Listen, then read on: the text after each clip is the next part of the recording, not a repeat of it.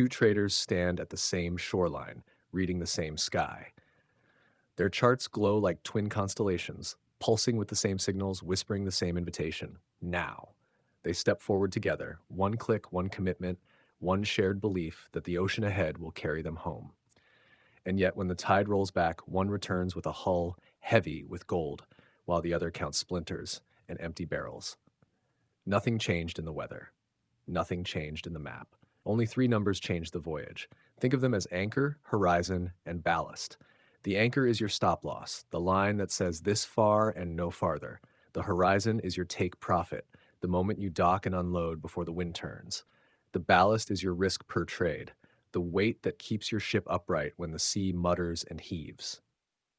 Most sailors obsess over the sail, over the entry, tugging the ropes and chasing the perfect gust. But a perfect sail is useless if your anchor drags, your horizon is a mirage, and your ballast is wrong. This is a story about exits, not entrances, about how the smallest digits can redraw the coastline of your results. It's about fear that tightens knots until they snap, and greed that pushes you beyond safe harbor. It's about reading the tide of volatility instead of the calendar, choosing ports with intent instead of superstition, and measuring treasure in R, not dollars. If you've ever watched a green trade bleed red while your cursor hovered and your chest tightened, you already know the truth. The map lives in your exits. So come aboard. We'll chart the waters where stop losses hide from pirates, where take profits become a chain of safe harbors, where trailing anchors follow favorable winds, and where your crew, automation executes without a tremor. You won't be promised calm seas. You'll be given a captain's chart, a way to sail them. Set three numbers with intention, and the same horizon becomes a different homecoming. The voice begins soft, steady, like the calm before dawn. Before we set sail, it says, know this, the sea is never owned, never promised, never tamed. The market, like an ocean, invites you with shimmering horizons but conceals reefs beneath the waves.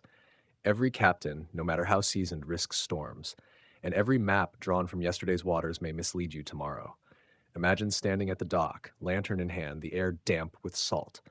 Around you, crews prepare their vessels, some laughing, some tense, some silent. They all carry the same instruments, compasses, sails, sturdy hulls, yet every one of them knows the truth whispered in every port tavern and etched into the memory of every wrecked hull. Risk. This is not a tale of guarantees. No chart, no calculation, no golden ratio can save you from uncertainty. The sea shifts without warning. Calm skies darken, winds change course. What worked last month may betray you today. This is why the disclaimer is not a formality. It's the oldest sailor's wisdom. A rope coiled at the ready, a reminder that the ocean owes you nothing. But hear this too. Risk is not enemy. It is reality. It is the price of setting sail instead of standing forever on the dock. To trade without risk is to never launch, never glimpse treasure, never test your courage against the tide. The purpose of this voyage is not to abolish danger, but to manage it. To learn where to drop anchor so the storm doesn't rip you free, and when to dock before greed pulls you past safety. So as we begin, mark this truth deep in your logbook. Every voyage carries risk, and nothing here is a promise of treasure. What you are given is a chart, drawn from the scars and stories of those who have crossed these waters before you. Your results are your own. Your ship, your choices. If you understand that, then step aboard. The sea waits for no one. The parchment crackles as it unfurls, its edges yellowed, smelling of salt and old voyages. In the wavering glow of an oil lamp, a red X marks the promise of treasure, a single destination hidden among reefs and shoals. This is the map every trader dreams of holding, the risk-reward ratio, the compass that promises to guide them to fortune. But the truth is whispered in the folds. The map is alive, never fixed, never absolute. Picture Marcus, a disciplined captain of the markets, his charts neat, his plans rigid, his rules carved into stone. Every trade, he swore, must follow the sacred law, one risk for two reward. He believed this ratio to be protection, like a sailor's charm nailed to the mast. And for a time, it gave him confidence, as though storms could be warded off by numbers alone. But the ocean has no respect for superstition. On one voyage, the EUR-USD waters stirred, sluggish but steady. The current offered a harbor close by, profits enough to dock safely. Yet Marcus stared only at his charted X, drawn far beyond where the wind would carry him. He sailed past the harbor, sails straining, crew restless, waiting for winds that never came. The tide reversed. Slowly, then suddenly, the waves turned against him, dragging his ship not just away from treasure, but below his very entry.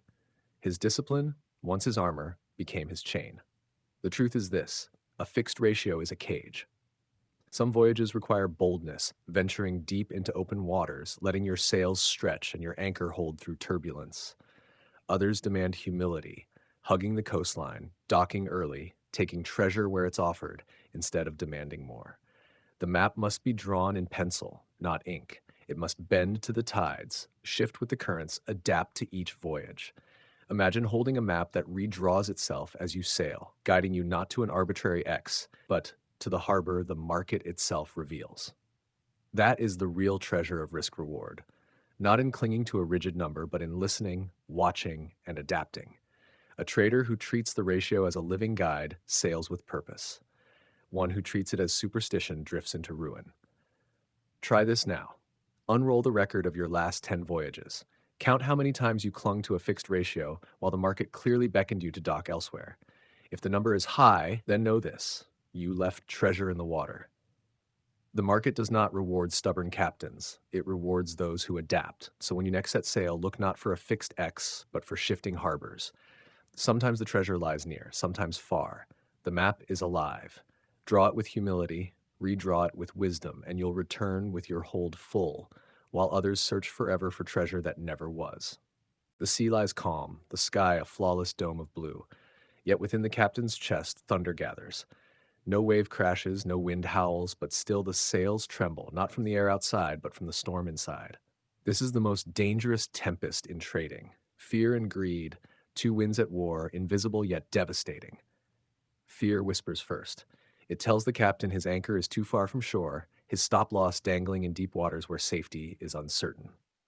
It urges him to pull closer, to tie the chains so tight that even the smallest ripple could snap it. He obeys, thinking himself safe, but the first casual swell sweeps him away, stopped out before the voyage even begins. Safety, he learns too late, can be a disguise for fragility. Greed follows, not whispering, but shouting. It points to the horizon, insists there is more treasure beyond the planned harbor. Just a little further, it says. Just 20 more points. Just one more wave. Like Sarah, the gold trader who had a safe TP at 2085, she watched price near 2080, her chest swelling with ambition. She shifted her port further, stretching into waters uncharted. The sky darkened, the wind turned, and the reversal came like a squall. Her treasure, once in hand, was swept to the depths, not by pirates, not by reefs, but by her own hunger. Fear and greed, twin storms, tear sails not from cloth, but from discipline. They shake the captain's hands at the wheel, turning plans into ashes. Even brilliant navigators, those who can read charts like constellations, find themselves wrecked when the storm rises within. Loss aversion stirs the seas further.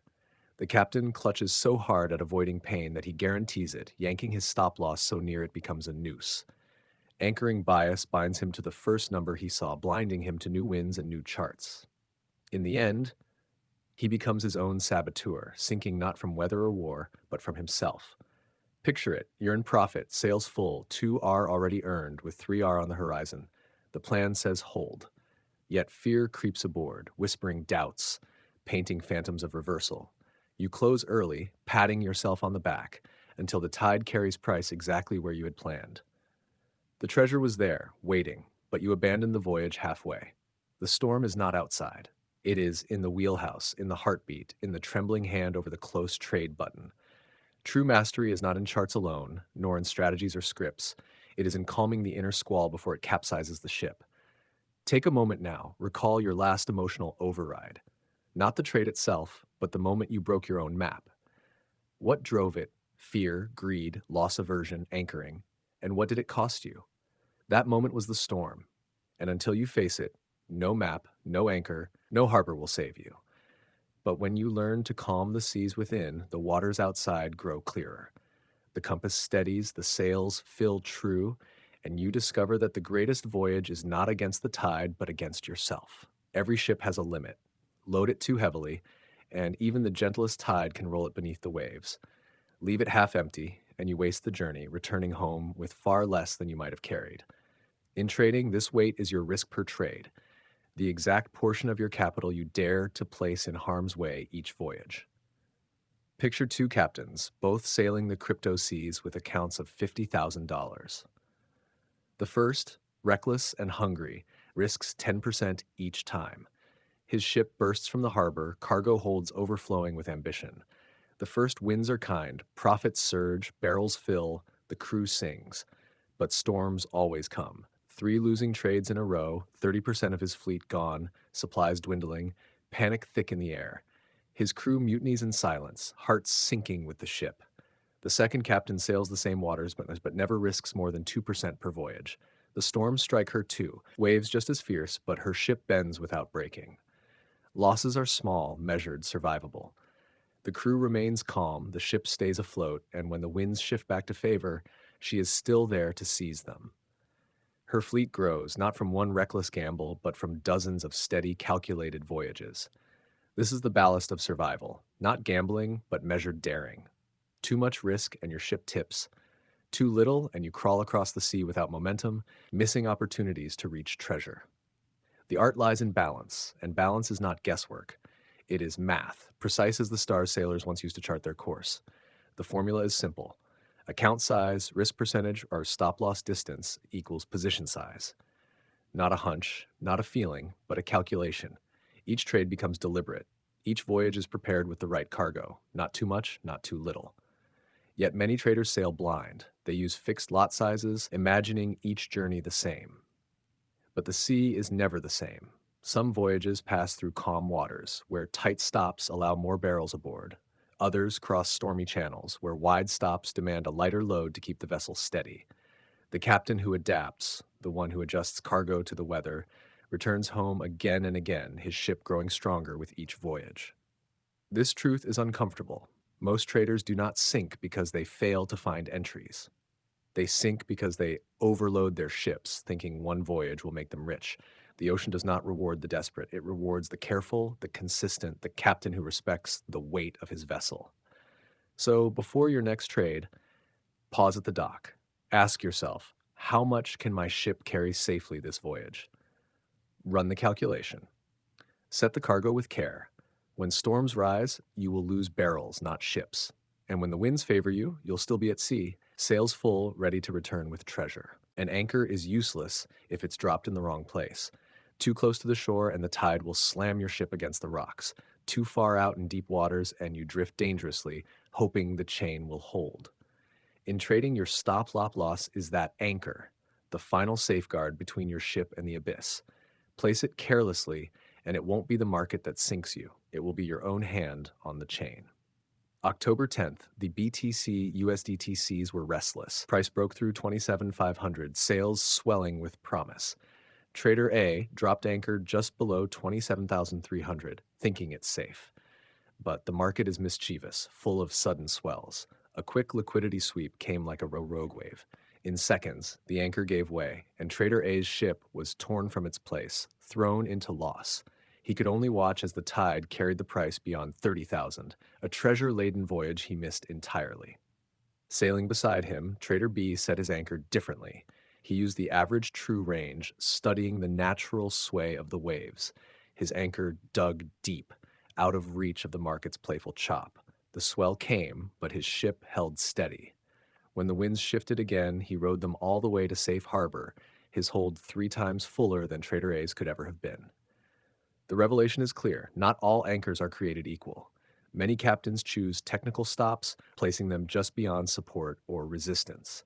They think they're being strategic, but they've dropped anchor in pirate waters.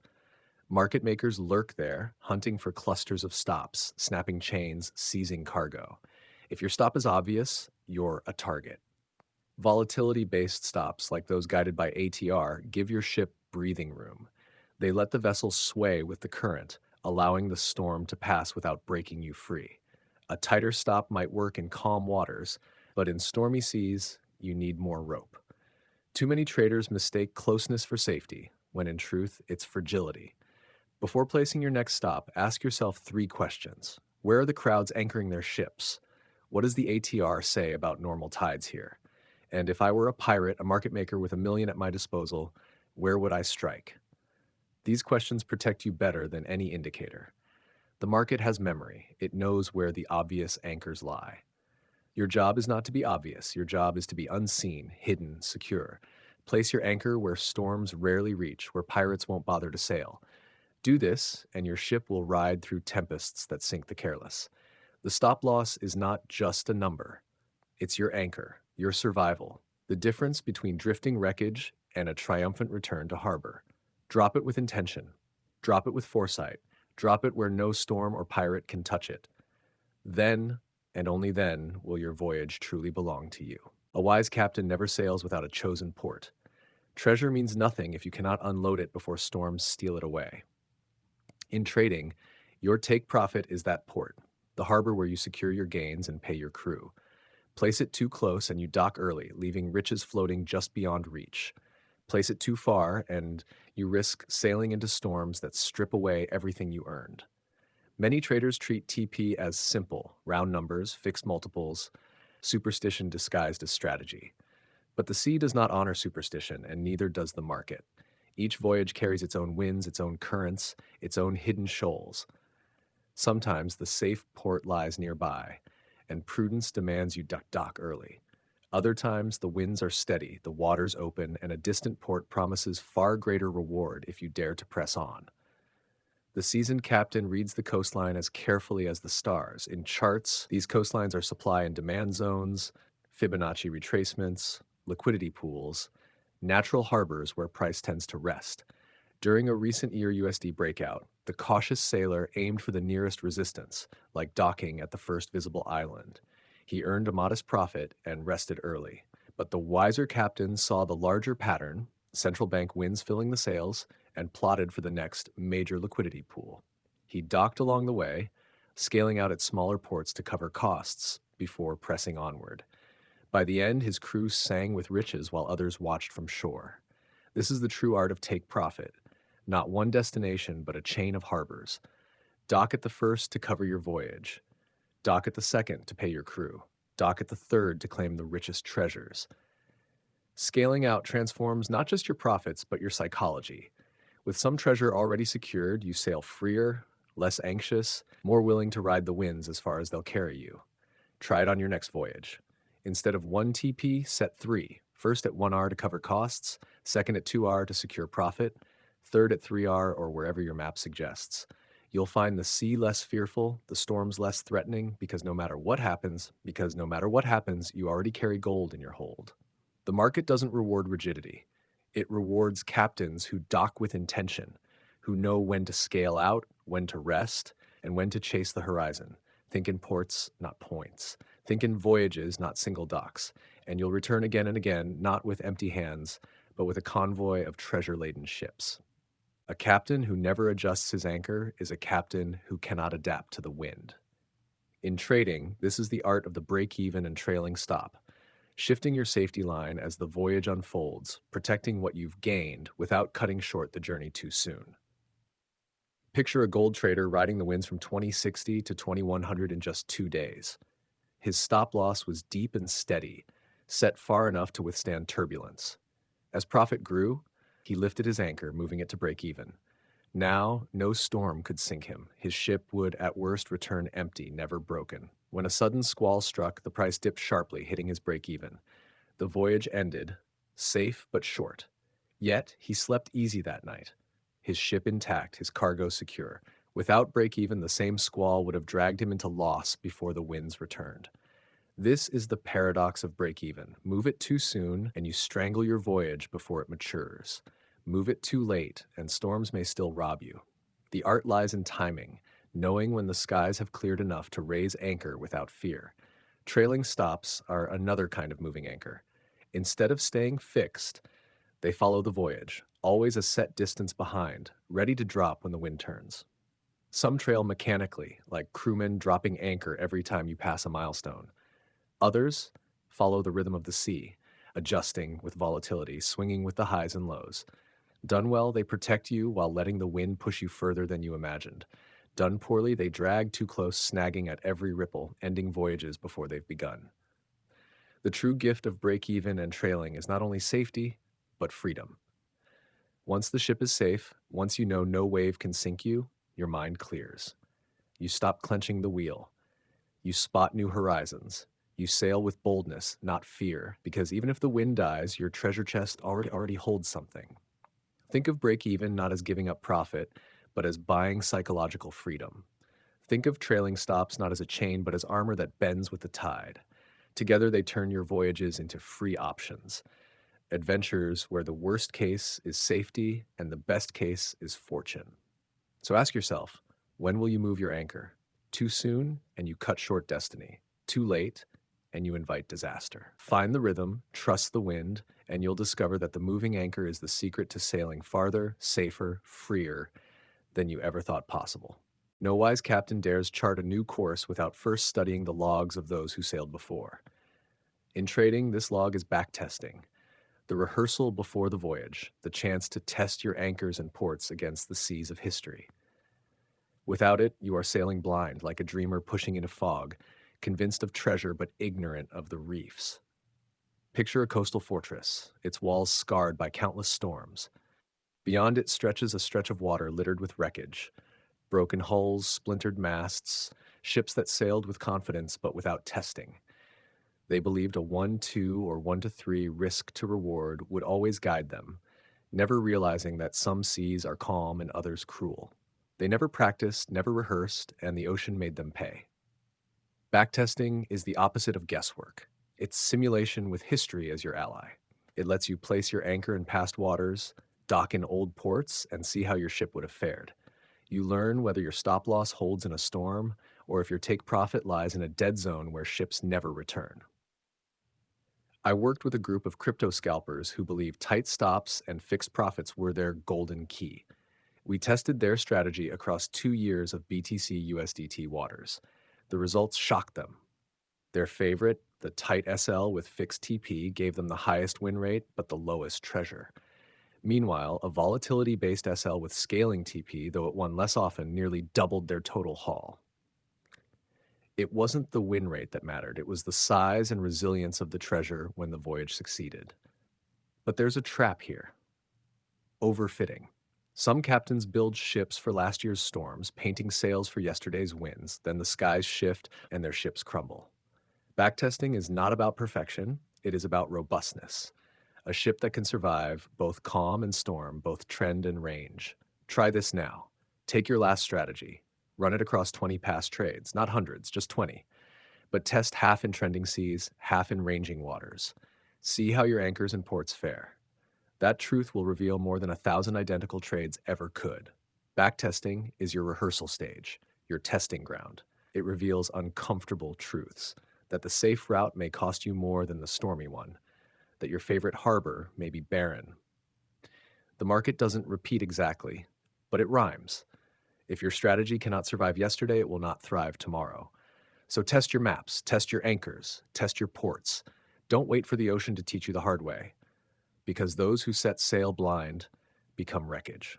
Those who test their course return with treasure. No captain sails the same way in every sea. Calm waters invite one style of navigation, raging gales demand another. Yet too many traders lock their sails, fix their anchors, and set their ports as if the ocean never changes. This is the folly that breaks fleets, the refusal to adjust to the market regime. Imagine the sea in 3 moods. First, the trending waters. The tide is steady, the wind fills your sails, and every wave carries you further in the same direction. In these seas, wide anchors and distant ports pay off. The captain who dares lets his ship run, scaling out treasure along the way, taking profit at multiple harbors until the trend itself dies. Tight stops and modest targets in such conditions are like docking at the first fishing village while the golden city lies just beyond. Second, the ranging waters. The ocean chops and swirls, the wind comes and goes, the ship rocks aimlessly between 2 reefs. Here, the wise captain tightens his anchor and brings his port closer. Small voyages between known coves keep him alive, while the reckless who treat the range as an open ocean find themselves battered, their sails torn, their crew weary. This is where tight stops and quick profits save the fleet. Third, the volatile seas. Storms flash suddenly. Waves tower, then vanish.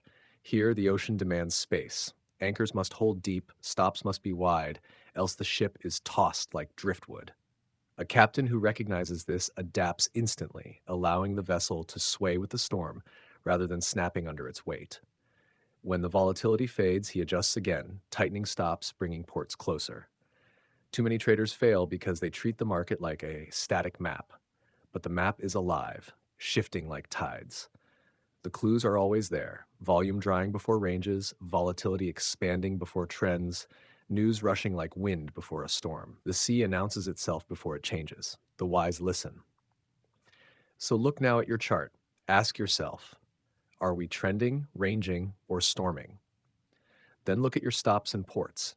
Do they fit the weather, or are you sailing with the wrong sails, dragging anchors through the wrong depths? The ocean does not forgive stubbornness, but it richly rewards those who adjust. The greatest captains are not those who sail hardest. They are those who sail smartest, bending to the weather, reading the tide, flexing with the sky. The market regime is the weather of your voyage. Ignore it and you wreck. Respect it and you ride the currents to treasure. Every ocean has its predators. In the days of wooden ships, they flew black sails and waded in narrow straits. Today, in the markets, they wear no flags, but their craft is the same: ambush. These are the stop hunts, deliberate strikes where larger players trigger clusters of stop losses, seizing liquidity before sailing smoothly in the original direction. If you've ever watched price pierce your stop with surgical cruelty, only to reverse and continue exactly as you planned, you've met these pirates. They strike not by chance, but by design. They know where the easy prey anchors, just below swing lows, just above resistance, at round numbers, at levels that scream obvious. They scan the waters for these crowded bays, then strike fast, cutting chains, seizing cargo, and leaving wreckage in their wake. Gold once offered a perfect example. Price had been rising, steady winds in its favor. Traders, seeing a clean support level around $1,975, dropped anchor just beneath it. Dozens, hundreds, a whole fleet clustered in the same vulnerable bay. Then one sharp move sliced through the level. In seconds, anchors snapped, ships capsized. Then, almost mockingly, the tide reversed, carrying price to $2,000 and beyond. The pirates had struck, filling their holds with liquidity before letting the market resume its natural course. The lesson is simple, but hard. Visibility is death. If your anchor is where everyone can see it, you are inviting attack. The defense is stealth. Place your stops further beyond the easy reach of raiders, where only serious effort could dislodge you. Or keep your anchor mental, unseen, hidden in your mind, ready to execute with discipline but invisible to predators scanning the ledger.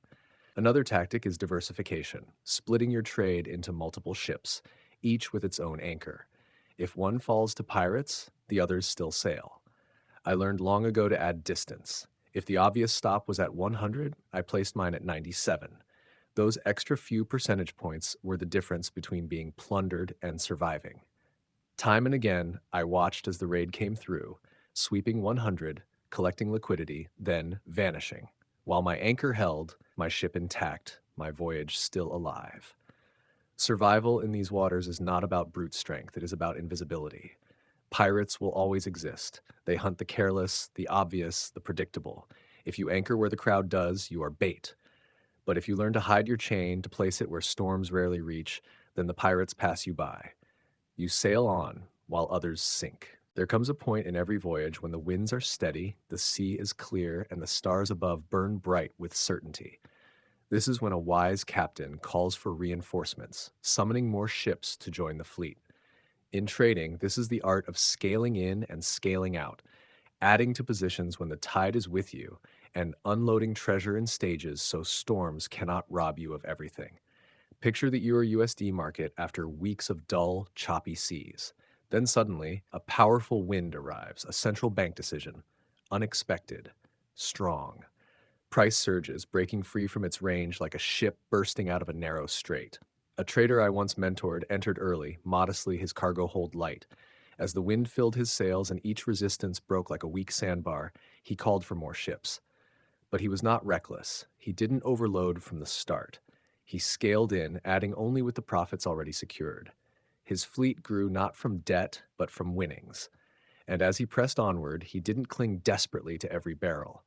At smaller ports along the coastline, supply zones, resistance points, he docked briefly.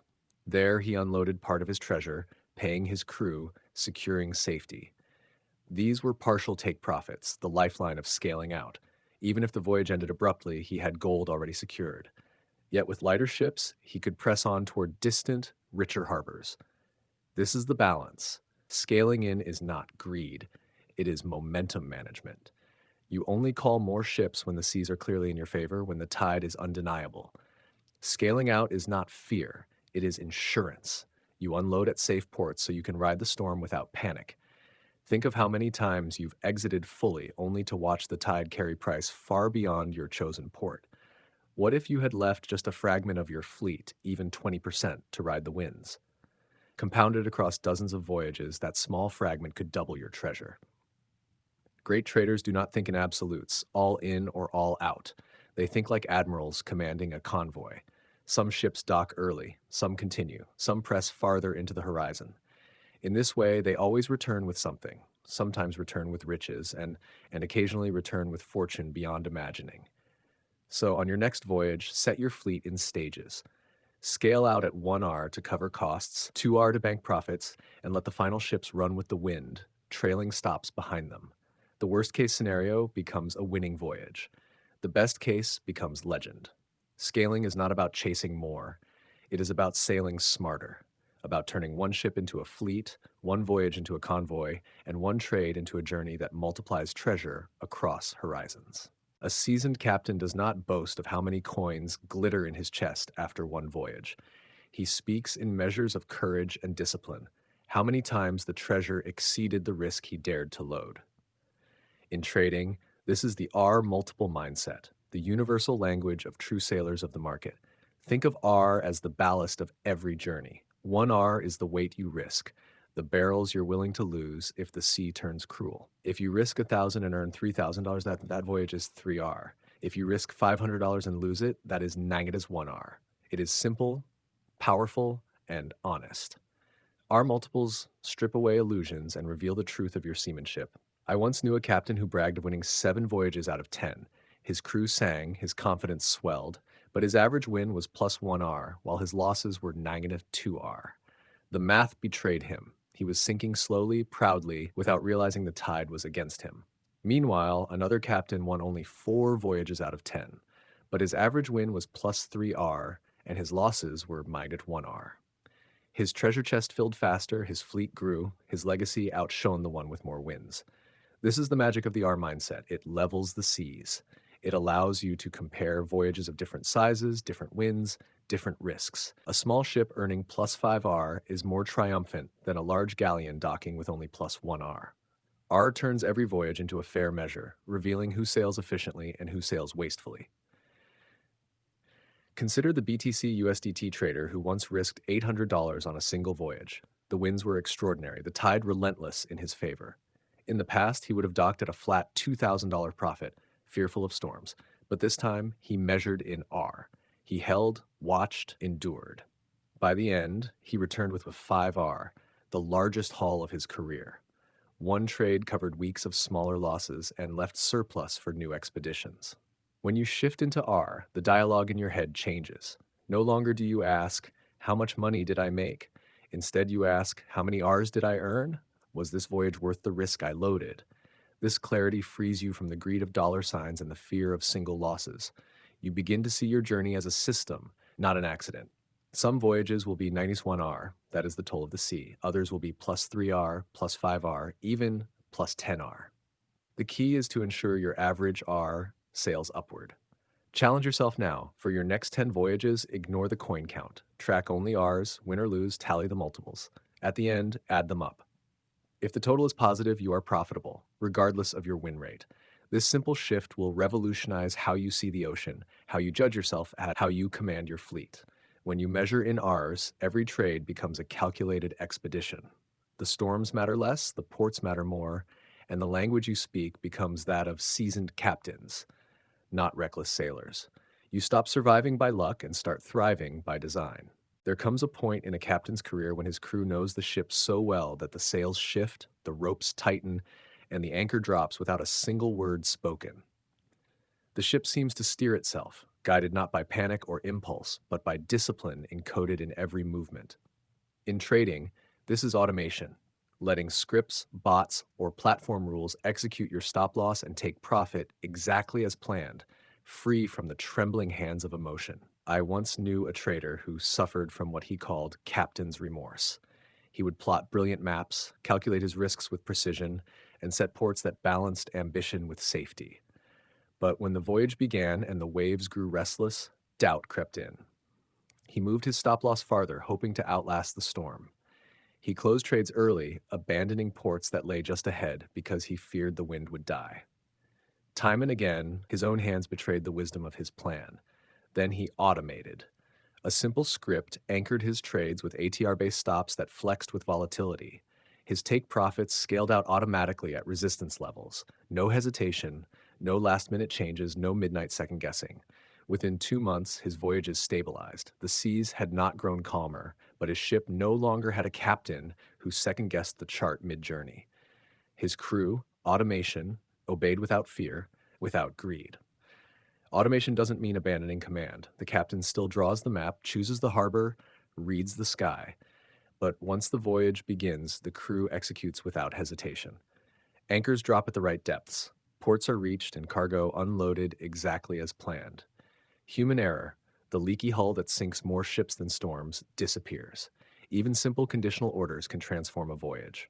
Set your stop loss and take profit the moment you enter and walk away from the helm. Compare 5 such trades to 5 you micromanage, and you'll see the truth written in numbers. Your discipline shines brighter when you're not at the wheel. The ocean rewards plans, not impulses. Automation ensures your plan is honored even when the storm inside tempts you to deviate. It protects you not from the sea, but from yourself, and in that protection lies freedom.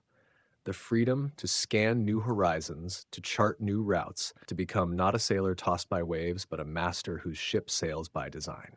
The gold market stirred like a restless ocean, its waves heavy with tension, its winds thick with possibility. At 2060, sails began to catch, price rising as though a tide pulled by some unseen moon. 3 captains watching the same horizon launched their ships together. Same harbor of departure, same wind in the sails. Yet their choices of anchor and port would split their destinies into 3 different fates. The first captain was cautious, hugging the coastline. He set his stop-loss tight, his take-profit modest, docking at the first visible port. Price rose quickly, tapping his target. His voyage ended in profit, small but safe. His crew unloaded their crates, and for a moment, all seemed well. But as the wind continued to blow, carrying other ships farther and farther, he watched from the dock, sails furled, while others pressed on toward treasure he could only imagine. The second captain was balanced. He set his stop, using volatility, allowing the anchor to hold deeper. His take profit was not one, but many. At 2085, he docked partially, unloading treasure to secure the voyage. At 2120, another port, more cargo offloaded. By the time he reached 2135, his ship was lighter, his profits triple those of the cautious captain, and yet he had never faced the terror of an all-or-nothing bet. His crew sang, their wages paid, their chests full, their journey a success. The third captain was the dreamer. He set his stop trailing behind him, following the market's swing lows like a shadow. He gave the wind free rein, allowing it to push him as far as it would. The voyage stretched gloriously, price climbing to 2140 before turning. His trailing anchor caught there, locking in almost every ounce of profit. This time, fortune favored him, granting him the richest treasure of all 3. But in rougher seas, this same strategy could have cut his voyage short, ending far from his dreams. 3 captains, same sea, same wind, same entry. The difference was not in their departure, but in how they defined safety and reward. One chose certainty, another balance, the last ambition. Each returned with different cargo, each shaped by psychology as much as strategy. Ask yourself, which captain are you? The cautious one who settles for the first harbor? The balanced one who scales wisely, ensuring both safety and growth? Or the dreamer willing to chase the horizon for the grandest prize? There is no right answer, only the answer that fits your heart, your risk, your vision. Because in the end, every voyage is not judged by where you begin, but by how and where you choose to end it. The sea has taught us its lessons. The anchors of stop loss, the harbors of take profit, the shifting winds of break even and trailing stops. We've studied the maps of backtesting, learned to bend with market regimes, avoided the pirates of stop hunts, commanded fleets through scaling, spoken the language of R multiples, and entrusted our ships to the discipline of automation. We've even walked through a single voyage and seen how three captains facing the same sea returned with three different fates. And through it all, one truth rises above the waves. It is not the sea that decides your fortune. It is you, the captain at the wheel, the one who chooses how to anchor, when to dock, and whether to chase the horizon. The market is vast, dangerous, full of storms and predators, but it is also rich beyond imagining. Those who drift without strategy become wreckage. Those who sail with discipline, with foresight, with respect for risk, they return with treasure, again and again. So, as you stand at the helm of your next voyage, remember this: profit is not born from chance. It is born from design, from maps tested, anchors hidden, sails adjusted, and ports chosen with care. The psychology of profit is not gambling, it is seamanship. The art of sailing the financial seas with patience, courage, and mastery. The ocean waits, your ship is ready, the horizon calls.